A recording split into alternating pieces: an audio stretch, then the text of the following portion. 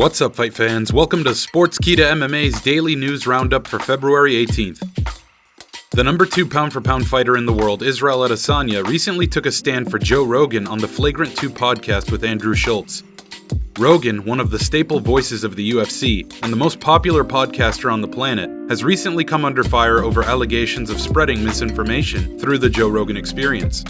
In addition, Twitter netizens have dug up out-of-context clips of Rogan saying things he probably shouldn't have been saying in an attempt to cancel him. But Stylebender does not care for all the nonsensical hate. At the UFC 271 press conference, Adesanya revealed that Rogan was one of the nicest and humblest people he'd ever met, and proceeded to tell the crowd, "F the noise."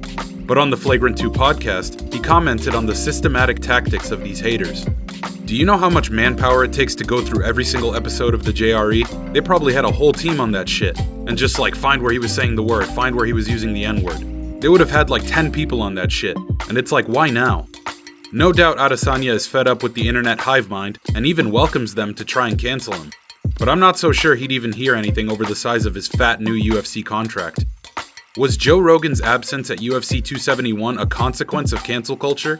Or was it just an alleged scheduling conflict? Does Adesanya's support of Joe Rogan have any effect on the haters? Leave your thoughts in the comments. The storyline of Francis Ngannou's turbulent relationship with the UFC still lives strong as Khabib Nurmagomedov weighs in on the matter. In an interview with Sky Sports, the Eagle offered Ngannou a few words of advice on his potential transition to boxing. If they fight in UFC, yeah, Fury doesn't have too many chances. But in boxing, I don't see anyone even touching his face. I think he has to stay with the UFC. But if he goes to boxing and he's making $50 or $60 million, he has to. Why not? I know Ngannou comes from a very, very poor life in Africa. He was with no money, no home, nothing. So if someone pays you more money, then go and take it. He then added a reminder to the Predator, no doubt speaking from his own experience of being the best in his division. If you want to make history, become the greatest heavyweight of all time, then you have to stay in UFC. Khabib's fair stance on the matter is representative of his career in the UFC. He was always about legacy while he was in the sport, achieving GOAT status in the octagon, and now looking to become the best promoter in the world. Now 35 years old, Ngannou has a lot to think about in terms of his future, and with his recent knee surgery, fans shouldn't expect to see him back in the octagon until the end of the year at the earliest. Do you think Francis Ngannou should heed Khabib's advice and seek greatness in the sport over money?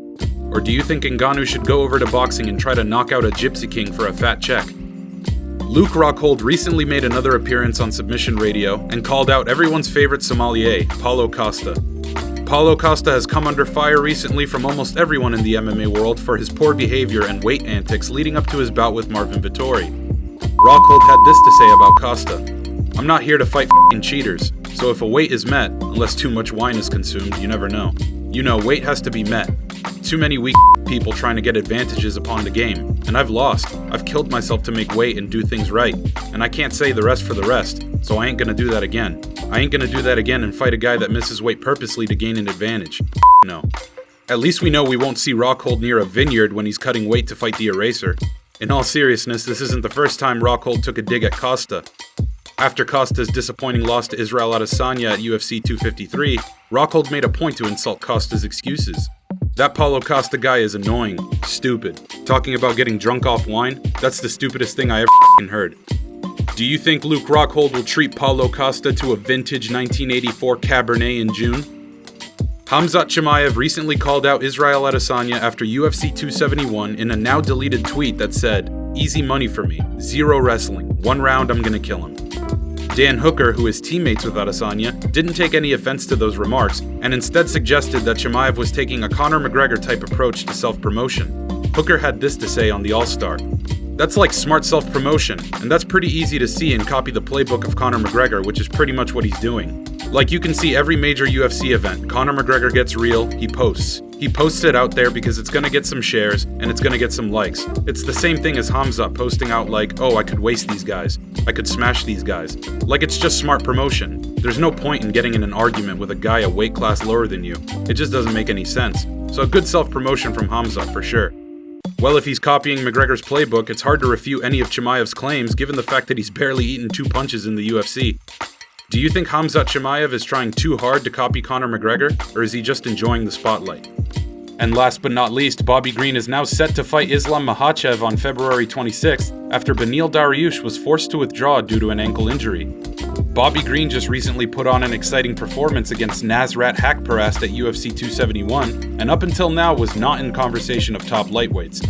Now he has a chance to completely level that narrative, and the lightweight division. Green recently took to Instagram to stake his claim as the new BMF of the lightweight division, and honestly, if he pulls out a massive upset, there is absolutely no denying this man.